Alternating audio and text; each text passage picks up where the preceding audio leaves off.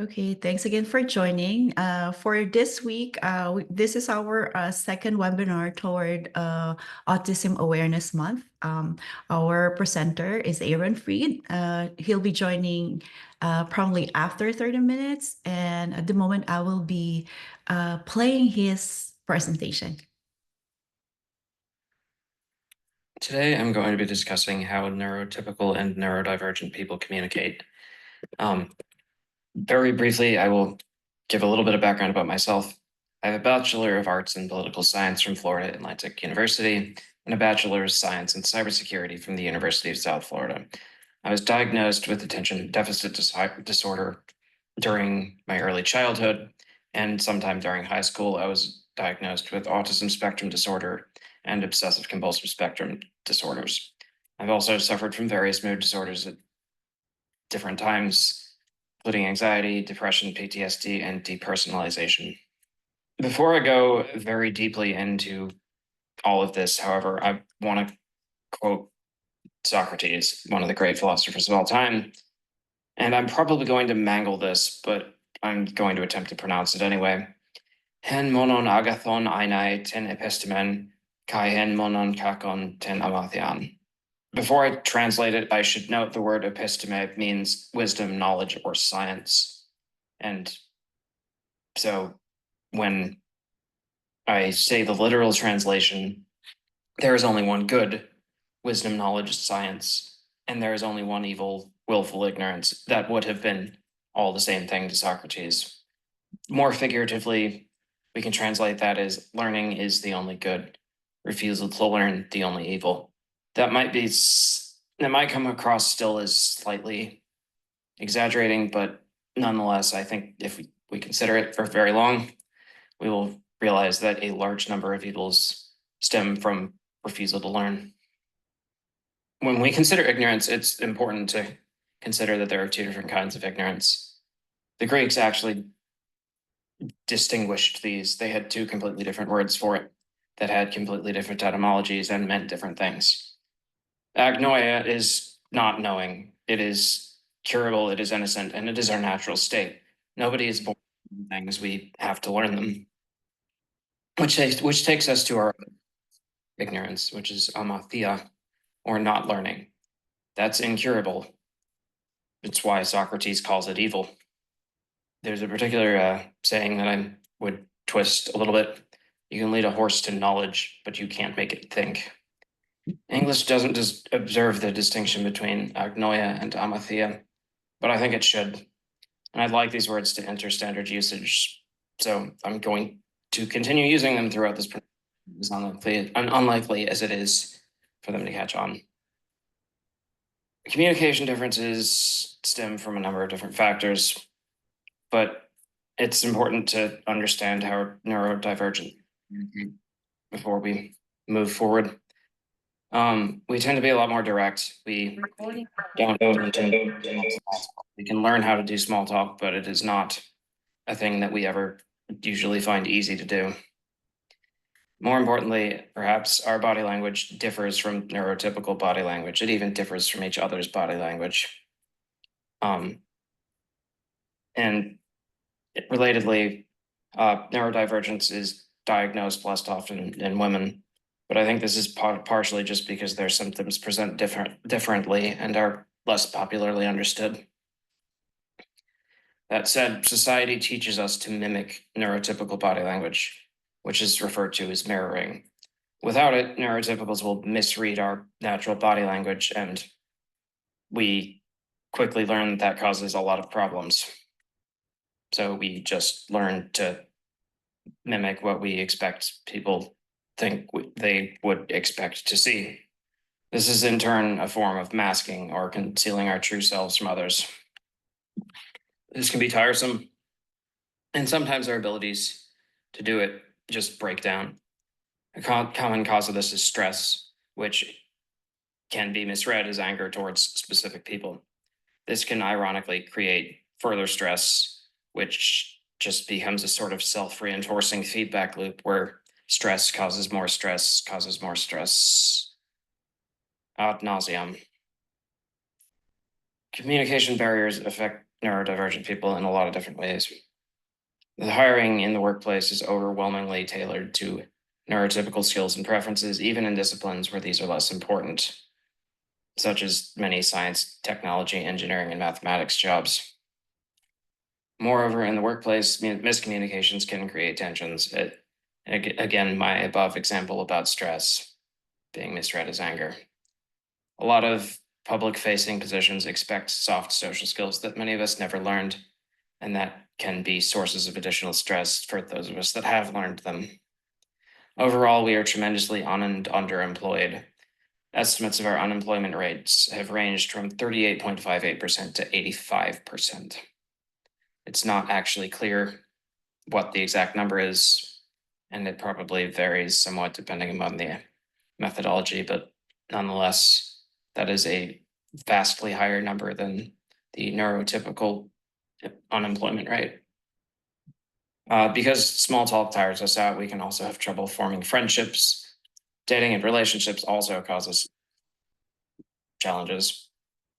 I think that over the years, many of my dates probably have thought I was less interested in them than I really was, because eye contact can pose me trouble at the best of times, and dates make me especially nervous. That said, I also think it's sensible for neurodivergent people to have relationships with each other, because we would not expect the kinds of nonverbal communication that we find stressful and that neurotypicals find effortless, nor would we necessarily need to mirror or mask with each other. Beyond that, we also have more comorbidities with several mood-related disorders. In particular, and depressingly, our suicide rate is 9 times the median. I saw a statistic the other day that our life expectancy is actually half of that of the of neurotypical people, and partly that's down to deaths during childhood, but a large part of that is also down to suicide. There are several ways that we can improve communication between neurodivergent and neurotypical people. I think the most important observation is that communication is a two-way street. People tend to think of it as though the problem with communication is entirely on us, but that's not really how it goes. Because a lot of times people just misunderstand us without us even really doing anything other than just having different body language. I think an important skill to practice on both sides is active listening. Rephrase the other person's statements in your own words. Ask substantive and clarifying questions about what they just said. This is an important and effective way to ensure that you have correctly understood each other. It also helps to practice empathy, which I believe is better thought of as an action that we perform rather than a character trait we possess. Though on that note, neurotypical or neurodivergent people on average actually experience higher levels of empathy than neurotypicals do. We're just less able to express it in ways that neurotypicals understand. The golden rule is a fundamentally self-centered conception of ethics. If you rephrase it, it would say, treat others how you want to be treated, which that centers the entire ethical system around your preferences. But there's a fundamental flaw here. Your preferences are not universally shared. This might be an appropriate rule to teach to kindergartners that haven't moved beyond solipsism, that is, the enemy perceive that others are people. But adults should be able to do far better. We can change this with a simple fix to a single word. Treat others how they want to be treated. This is a vastly superior principle because it centers ethics around the understanding that others have varying preferences and respecting those preferences. We begin in a state of agnoia of others' preferences, but assuming that we know them turns this into don't assume that you know what other people want, ask them. Observing this simple rule will vastly improve neurotypical and neurodivergent communication. What else can we do to address these barriers, though? Well, I have a few recommendations for a few different groups here. For employers, I have several questions, and I should note that if you haven't addressed these questions, this isn't really a judgment. I mean, because I'm a Theo, but it's worth considering them going forward. So that said, Does your current hiring process advantage extroverts or neurotypicals? If it does, how can you improve it to stop it from disadvantaging qualified neurodivergent applicants? How well do you work to understand your employees' needs? Do you make assumptions about their nonverbal communication that might stress neurodivergent employees? Do neurodivergent employees feel safe disclosing that they are neurodivergent in your work culture? No matter how comfortable your culture, some employees will have had prior bad experiences that will make them reluctant to disclose and would do so even in the best of environments. Without knowing, do you assume that employees are neurodivergent? This is not necessarily an intrinsically bad thing if some of them are uncomfortable disclosing that, but what matters is how you would treat them if you do come to that conclusion. If you treat them differently, do you do so in ways that will help them?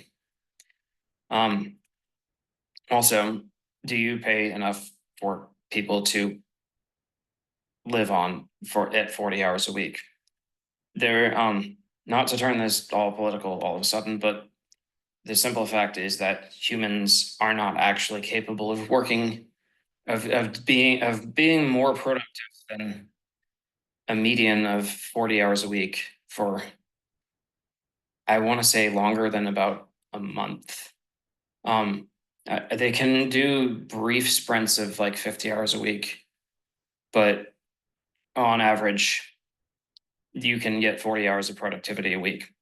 So if workers are forced to work more than 40 hours a week just to make ends meet for themselves, then they're actually still doing 40 hours worth of work a week, but you're paying for 60 hours.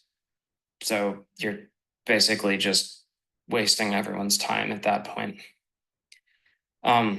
Another way to improve productivity is that giving people larger rooms can sometimes, in and of itself, vastly improve their productivity. Or just making sure that they have noise-free and interruption-free environments. Computers are capable of multitasking, but humans are not. We might delude ourselves into thinking that we are, but every time we get interrupted, it breaks our train of thought. We have to spend time getting ourselves back up to speed. It just doesn't work. Educators, a lot of the same questions, really. Do you make assumptions about your students' nonverbal communications? How well do you accommodate neurodivergent students' disorders? For instance, ADHD test students can be entitled to more test time or lecture notes. Do you attempt to incorporate different learning styles? For instance, the visual, auditory, reading, writing, and kinesthetic model, although other learning models exist as well. It's worth looking them up on Wikipedia. They are pretty interesting. How approachable are you? Do you help students deal with trauma and stress? If you're unable to do so, can you direct them to resources of people that will be able to help them? Then things that we can do as students and employees. Are we disclosing that we are neurodivergent? Is that a good idea? If it is a good idea, when is a good idea? These questions would even apply to friendship and dating, I would say. And I have no definitive answers for them. I'm not sure there's a one size fits all answer, but it's good to think about them, if nothing else. Are we self-advocating when we're the best equipped people in the room to do so? Or if we aren't, are we trying to learn how to become self-advocates? Are we attempting to be aware of and to respect unspoken and unwritten rules? That said, not all rules deserve to be respected, but it's good to at least be aware of them so that we know that if we are breaking them, we're doing so intentionally. How much do we network? Oftentimes getting a job is a matter of who you know, not what you know. And I don't feel good about that either, but I also tend to be pragmatic. We have to deal with existing systems, not the systems that we would like to have, but the systems that we actually have. Things that everyone can do. Rephrase other than your own words. Ask clarifying questions. Again, as I said above. Try not to make assumptions about others' preferences. Ask. Try to avoid even assuming whether others are neurotypical and neurodivergent. Seek to fix agnoia when people are engaging in good faith. Respect that engagement. State unspoken and unwritten rules when they're not clear to people. However, don't tolerate amathia. That is, if people are continually engaging in bad faith, if they're refusing to learn when they've been continually presented with lessons, you don't need to respect that. That's just someone taking advantage at that point. When you ask someone to do something, provide an explanation for why.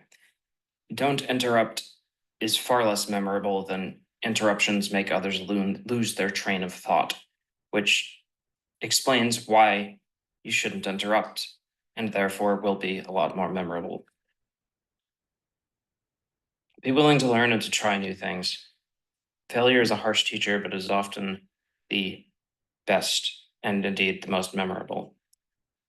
The saying, trying the same thing over and expecting different results is the definition of insanity, has always figuratively driven me nuts because that's actually the definition of practice.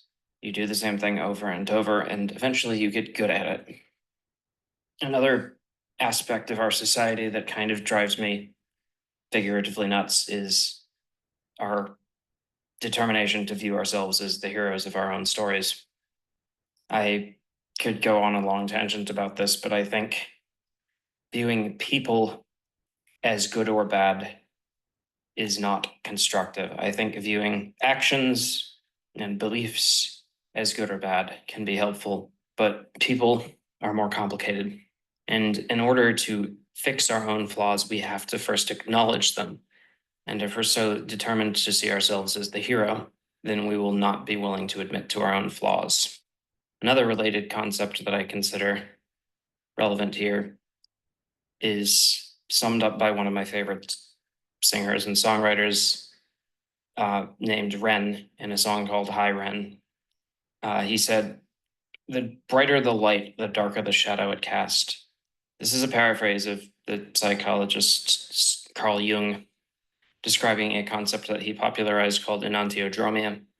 The observation is effectively that in the absence of balance, things often turn into their opposites. Therefore, it is best to seek balance. Relatedly, I would also consider another relevant quote to be from Montesquieu: "The best is the mortal enemy of the good." Sometimes it's also heard as "don't let the perfect be the enemy of the good," but whichever way you hear it, it isn't helpful to try to be perfect.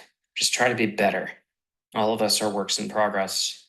Breaking out too much over mistakes, imperfections, and flaws makes it just harder to fix them. Another quote that has almost become a cliche, but is quite helpful: "Be the change you want to see happen." This is often credited to Gandhi, who apparently said something somewhat similar, but vastly more wordy. The summary is effectively a paraphrase by a woman named Arlene Lawrence. Regardless, it became a cliche because it's true. The change starts with ourselves. Finally, a good old classic from Bill and Ted's Excellent Adventure: be excellent to each other.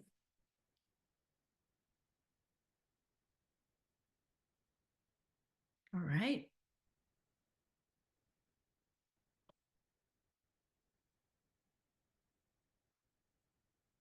Now we'll turn on our cameras if you're comfortable. Hi, Aaron. Is Aaron Yeah. here? Hey, What a great presentation there. thank you. Let me just turn on your camera. All right, There, start my there. video. Let's see. Yeah, all right, cool. Yeah, if anyone has any questions, I can answer them, or Okay. try to at least. Yeah. Would you like to Thanks. introduce yourself? Because there Yeah, was. for those of you that missed, so I live in Tallahassee, Florida. I'm originally from Atlanta. I have a Bachelor of uh, Arts in Political Science and a Bachelor of Science in uh, cybersecurity. Um, I 41 years old. I also do some game development stuff and music composition and some other things. So I'm glad you enjoyed it. Uh, so yeah, the link to my website, I can also post it in the group chat. Um, I'm actually kind of in the process of rethinking the main page of it at the moment, but right now it's kind of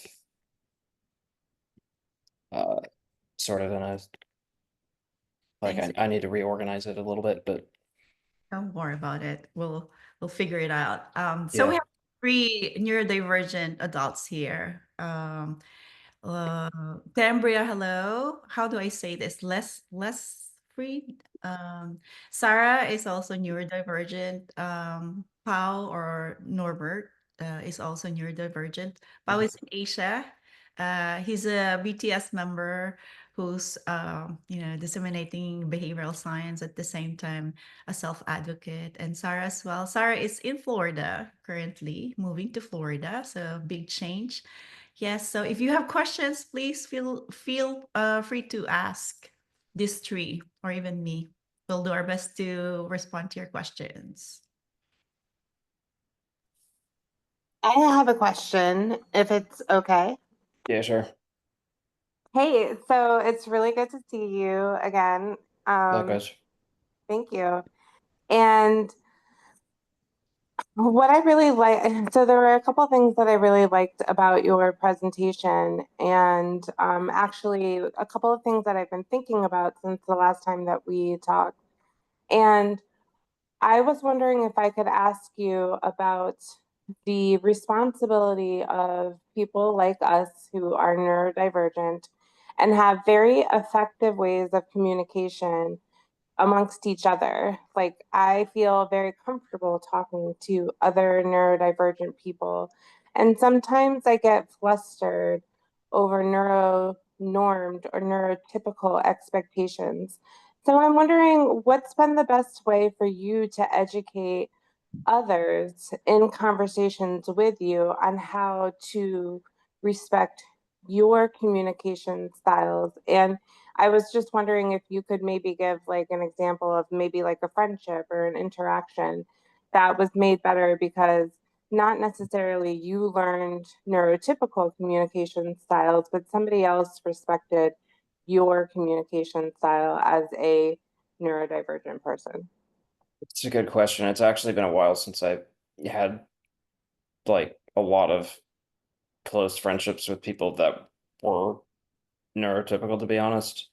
But that said, I think one of the most important things to note is that I think we just have to keep emphasizing that our body language is not what people are necessarily going to expect.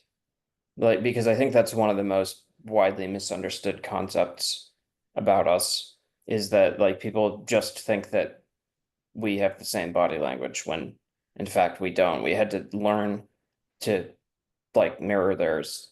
And I think people don't even understand what mirroring and masking are. So I think that probably is one of the most important things to emphasize is that if we are seeming to give off body language that seems to be logical to them, that's because we are making an effort to do that. And that is tiresome to us. And that is not necessarily what our actual normal body language is. And that, particularly at times where we are greatly stressed, that is not going to actually be the body language that they see out of us. And I'd like, part of why I think I have trouble having like as close friendships with neurotypical people is because I find that tiresome to just say over and over.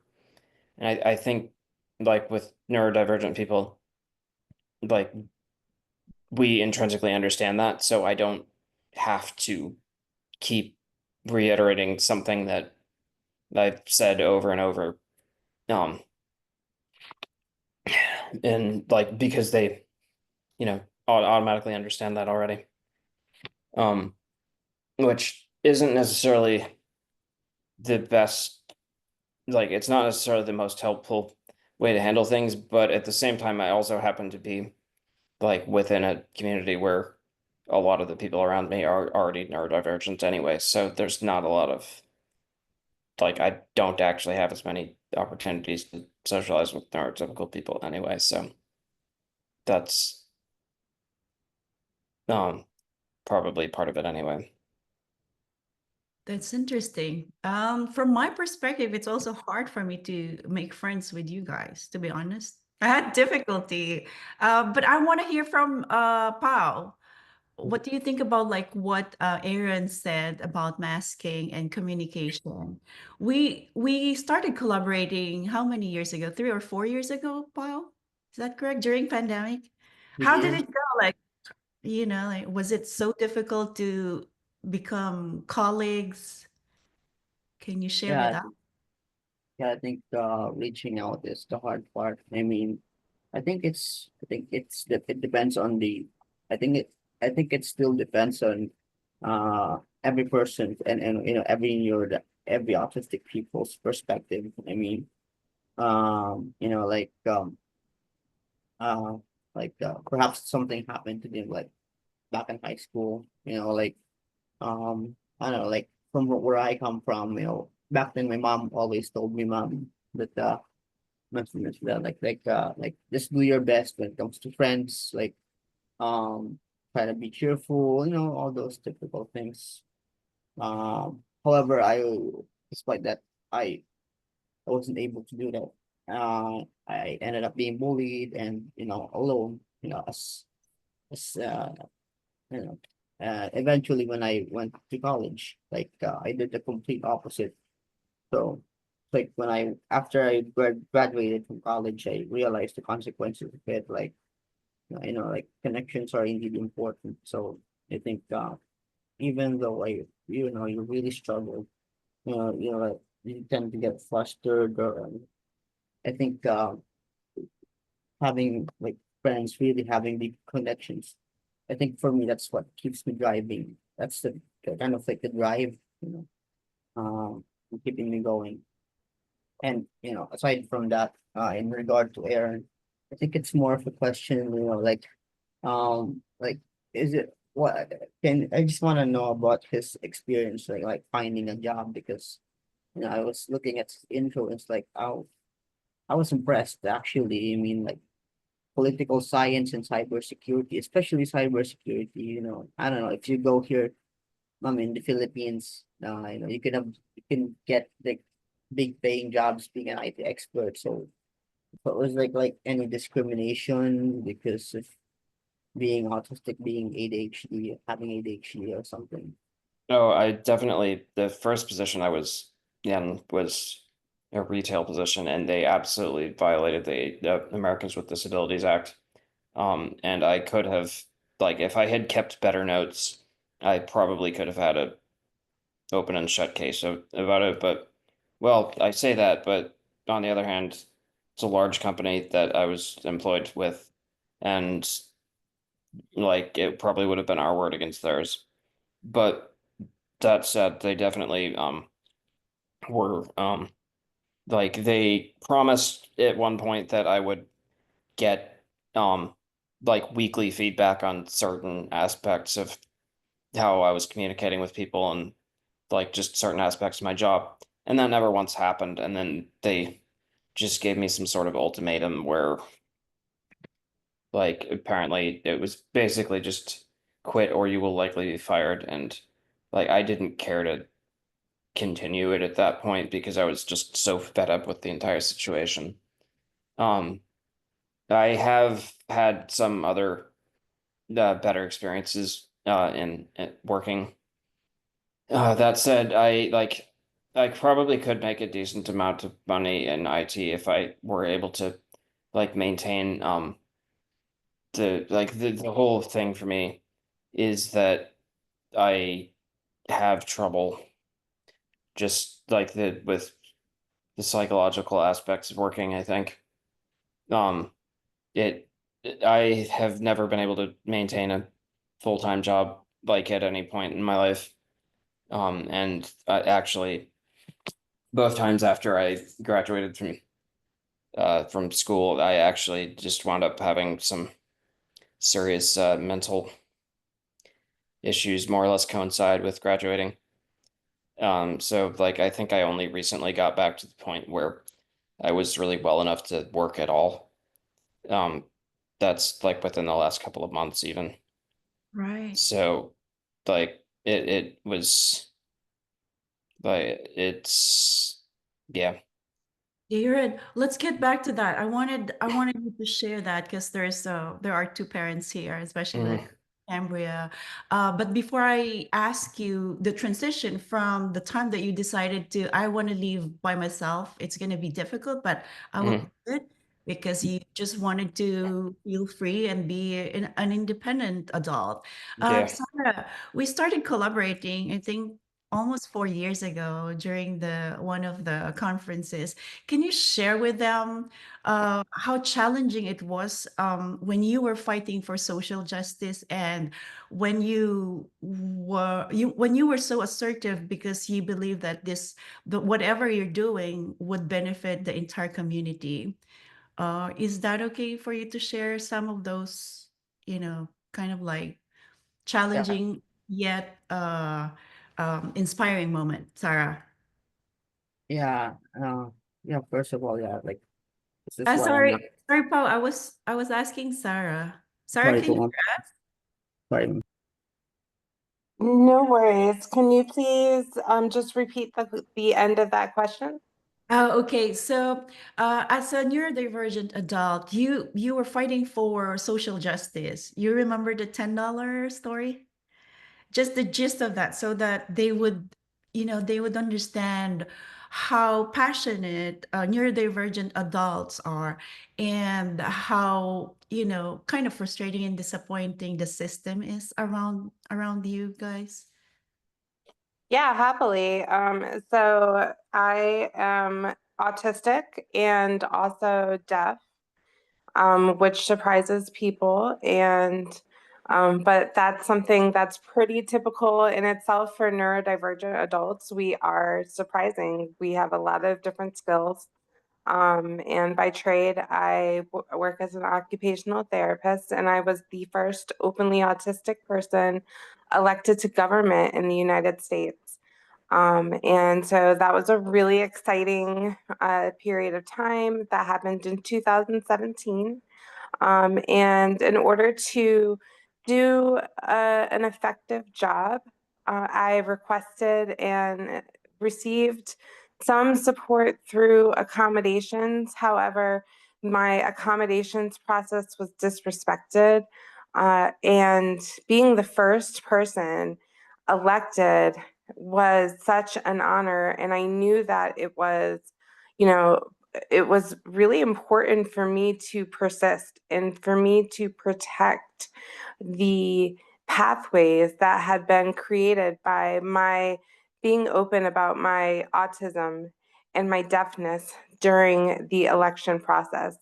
And so, unfortunately, when that happened, I just made the decision, and it was not for myself, but it was for people who were coming after, that I was going to file a lawsuit to protect effective communication and accommodation rights for disabled elected officials, so that people who come after me, and I'm really happy to say that there have been more autistic people elected to government since me. But making sure that they have those accommodations. Um, I was I won my federal lawsuit, which just ended recently in January 11th, 2024. And I won $10, which is nothing when you consider mental health. And unfortunately, because of a Supreme Court ruling, um, people are no longer allowed to sue or receive damages for the pain that they've received at a mental health level, for mental health distress, for PTSD, these types of things. And because of that, I only won $10, but my sense of justice flipped on again. And, like Belle was so wonderful. Belle wrote a wonderful article which I hope I will find it and I will put it in the chat, about the importance of my win and the importance even of the $10. And I said, you know what? Well, let's keep moving forward and create joy from that $10. And so I've been thinking of ways to spend the $10 toward joy. Belle recently and I, like, we've just actually been having some fun with that. Exploring ways that we could take $10 and turn it into sensory joy, which is my personal passion and my professional passion. But yeah, I'm rambling. I will pause now, but I really want to say this is not in spite of my autism, it's because of my autism. This is something that is part of our brains. We are so committed to justice, we are so committed to inclusion. And that's how we are at baseline as a people. And I really appreciate spaces like this that encourage our natural development, because when you support neurodivergent development, authentic development, this is what we move toward. Um, and this world where radical inclusion is not just possible, but it's baseline.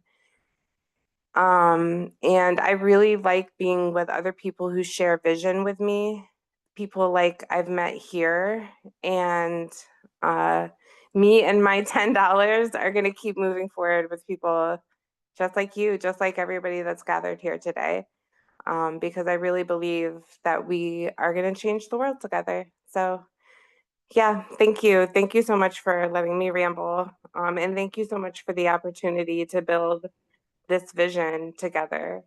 I really appreciate it, because mental health is so important in our community. Like Aaron was mentioning, we tragically are passing away way too young and from diagnoses that we don't need to have. They're not part of autism. They come from the crushing expectations of the world outside of us. But when we're supported, this is what we are capable of. And I'm not. I guess maybe I'm just going to end on saying I'm not special. I'm not like, people will say, "Oh, you're an inspiration." Well, that's great. And there's so many people who are just like me. I am like every other person who has been diagnosed with autism. We all have this drive for justice, and it's a privilege to be in community with other people just like me. Thank you, Sarah. Well said. Well said. I just remember the time that we've met, I was wearing the yellow color, which is your favorite. And so it was it was a conference, a behavioral science conference, and she was fighting for their rights. And as a behavior analyst, as a clinician, I had no idea how challenging it would be when you think you're giving the most effective and the most effective treatment for your clients or to your clients. However, the possible impact might be different for them. So that's where we connected. I went to Sarah and I said, I'm so sorry if my community was able to hurt your community, but we can move forward and change that future so that we'll be able to be even better when it comes to providing treatment and support to the neurodivergent community. And we became friends and collaborators. Thank you, Sarah, for the opportunity. Sorry, Paul, you were sharing something. Sorry to interrupt you, and then I'll go to Aaron. I just thought you were referring you were asking about the time po. But yeah, you can go back to Aaron po. Okay. Sorry about that. Aaron, remember when I think it was your mom and we were talking about like how challenging it could be that you're moving from Sarasota to Tallahassee. Can you kind of like give us the overview of like the challenges and how did you deal with that? Because that's not easy. It Well, was like, 6 months ago or more than 6 months ago? It was about 6 months ago, I think. Yeah, it hasn't necessarily been easy. There's been a lot of things I had to relearn how to do. And I've had help here, which is good because I don't think I would have like fully managed on my own if I hadn't. Also, my parents moved up a couple months ago as well, so they're now like 4 or 5 miles away from me. Which is nice because I missed them and the dog in particular. Um, but it's there's a lot of things that you gotta relearn how to do. Or learn how to do in some cases. I do not like I'm not great at like certain cleaning tasks. I'm not great at like I only still know how to cook a few dishes. One of these days I'll probably learn more. Um, there's just a lot of small things you don't really think about necessarily when you're not used to doing them. And some of them are just probably always going to be excruciatingly difficult for me. Um, I will never like folding laundry, for instance. It is a chore. Um, things like that. But I don't know. Maybe one of these days I'll learn how to tolerate it better. And just like things like organizing myself, I have a serious problem like with estimating time and with um like estimating how much of how much a task will take. Um, how and just like half the time I have problems where like I can't remember what what I was planning to do the night before. Like if I don't write something down, I will not remember to do it later. And even if I do write it down, sometimes I still will not remember things like that. But we're like I said, we're all works in progress. So Right. Well, all of us. Even me, I would forget the things that you said. A few days ago, yeah, and I were talking about music, and we didn't realize that we kind of like a lot of similar music. But he's very, very knowledgeable when it comes to like the details, the behind the scene, and the cinematography, and all these things. But if you ask me about like what did we talk about, the only thing I remember is the RAM, the music, and all.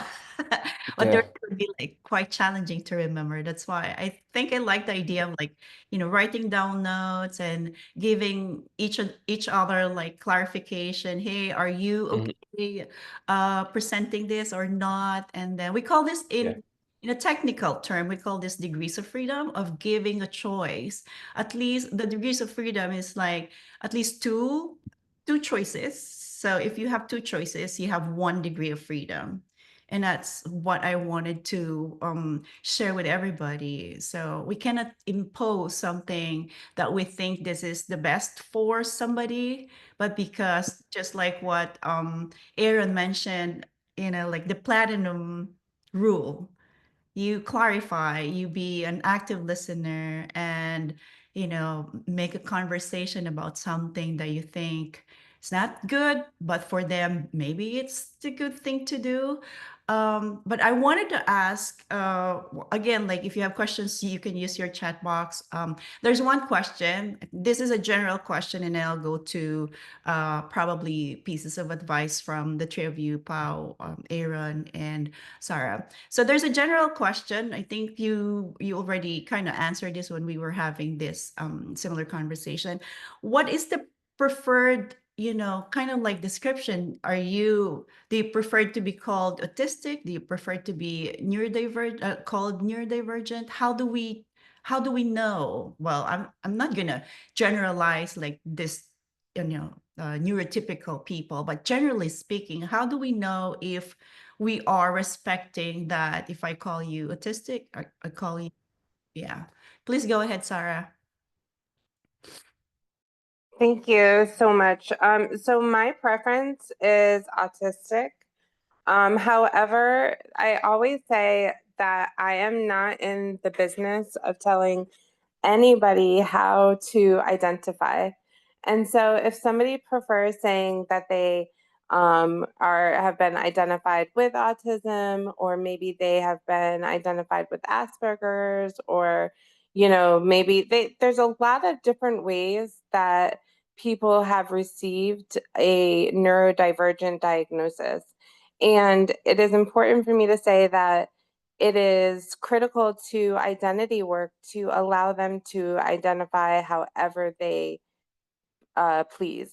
And so for me, I refer to being autistic more like a cultural identity because I'm also deaf.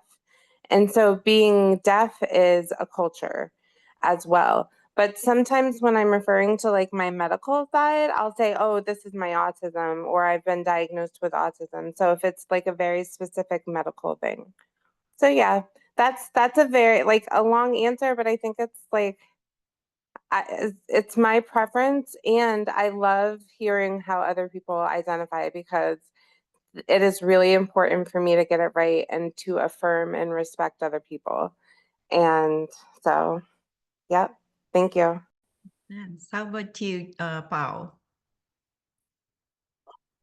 Yeah, I also prefer to be called, I'm also cool to be called autistic. Like, I mean, yeah, I mean, since it's like, like it's something that autism is something that you can't just separate from us.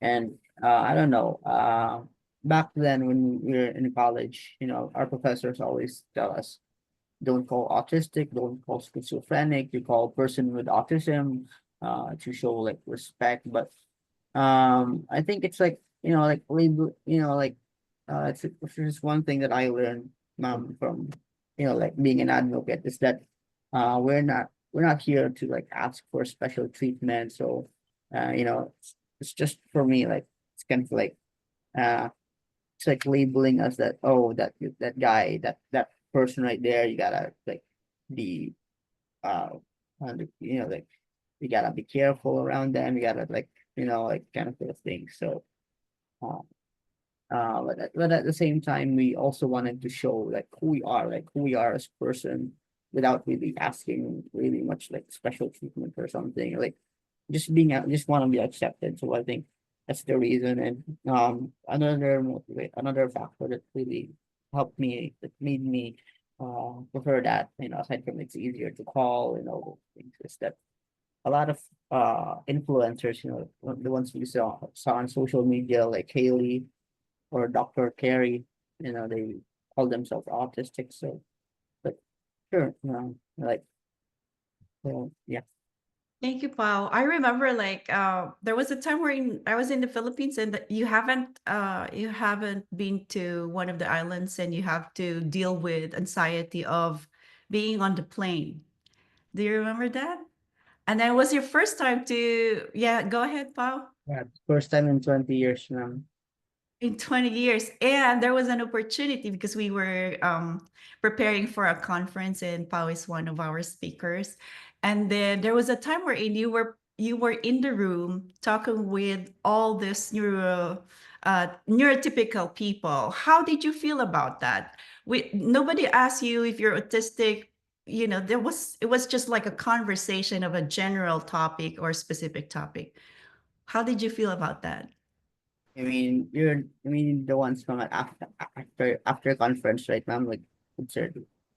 Yeah, I think it's pretty cool, like, I think that moment, I think, was a good step, and like building more bond. It's like, uh, when I first meet Miss Bells or David and all my colleagues in BTS, so it's like, uh, like, yeah, I'm friends with them, like opening up and all of that. But there's still I don't know, it's just for me, ma'am, like there's still some kind of like barrier, like, okay, at the end of the day, Miss Bell is still your superior, your instructor. The same goes with Sir David.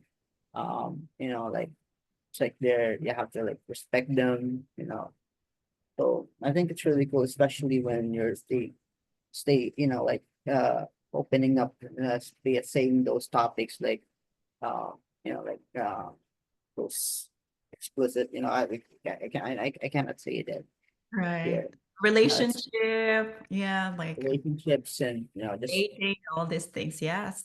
all of those things, like some kind of like uh just some topics that I cannot say here, but nonetheless, it's I think it's really cool that that sharing and getting accepted and get them and be understanding about being understanding about what you also been through in regard to those topics. So yeah.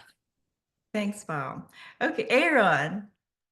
I tend to also not really like person first language because it implies that like it's sort of a thing that we have rather than an aspect of who we are. And I tend to like not especially I feel like it's an identity issue. It's not just like a disorder. It like I would say that I have dealt with depression, but I wouldn't say that I'm a depressed person. But then I would like autism is not a thing that's ever going to go away. So it's not a thing that I have, it's a thing that I am. So I would, but either neurodivergent or autistic, I guess, works as a label. Like in some respects, like I feel like neurodivergent is a broader label because it encompasses more than one diagnosis. So I think in some respects that's probably the one I would open with. But that said, like I am also autistic, so it's not like it's one or the other. Makes sense. Thanks for all those perspectives. Thanks. Unfortunately, we don't have enough time. Wendy, thanks for joining. Hopefully you'll be able to join next time. If you have other questions, let us know. The last question that I wanted to ask the three of you mainly, Sarah is very independent. Now she wanted to move from another state to Florida. And Pao is quite independent. Aaron is more independent. So what do you tell the parents if their adult children, or I don't know if this is the correct term, adult children wanted to live their lives by themselves, be independent, and let's say moving from one state to another? How would you tell the parents that it's okay? How would the parents support them? Can you give us like some like perspective from those things? You I want to think go ahead? Go ahead. Yeah. so. For me, what has been powerful to embrace is the truth that you can build community. Sometimes we think that community is something that happens to you, but when you think about community as being something that you intentionally build, you intentionally seek, it becomes, I don't know, like it just becomes more apparent that we have a choice and that when we have choices about the communities that we build and we choose, um, it becomes liberating to choose people who want to build reciprocal relationships with you. So, focusing on interdependence versus independence, focusing on creating and choosing community and focusing on spaces that you get to not only choose to participate in, but you have the right to walk away from. These are all like really important uh, uh, truths to support as your children are growing, no matter what age they are.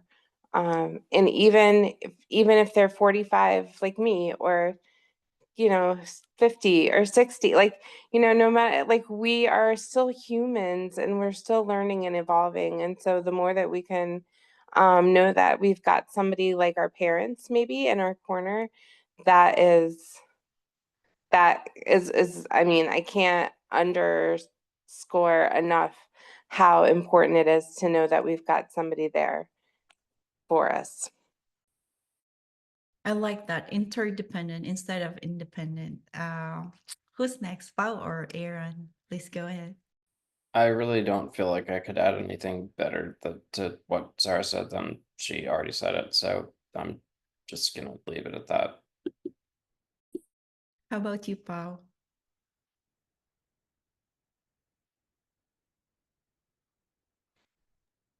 Oh, yes. The question is about what to say to parents in regard to letting kids be independent, right?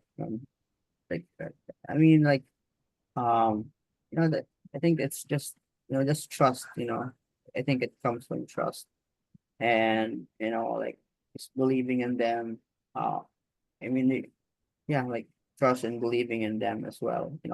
I understand like it can be, and it can be worrisome first, especially for example, and like every kid's first, like first time they'll go outside, perhaps first time they'll get a girlfriend or boyfriend, or first time they'll do this. But I think as parents, I mean, I think the best thing that we can do is to just guide them, as much as possible. Um, I mean, as parents, we know who our child is, their capabilities. So, if you think that there seems that they're kind of like falling off track, so yeah, just be there for them, understand them. If there's, like the basic, like what I said about every mothers with autism, like just be there for your child when they grow up, then they'll realize that their love for you, and eventually when they're independent, just learn how to trust them. And well said. I just remember just one, like Sarah mentioned about building a community and choosing a community. I remember when Pao was about to travel from one city to another, and there was a gathering because we were providing opportunities for Pao to really be confident when it comes to public speaking. He has to ride a few, let's say, buses. So what the team did was to communicate with the parents and making sure like, hey, your son is here with us. He's already like, able to travel from one place to another. Remember that, Pao?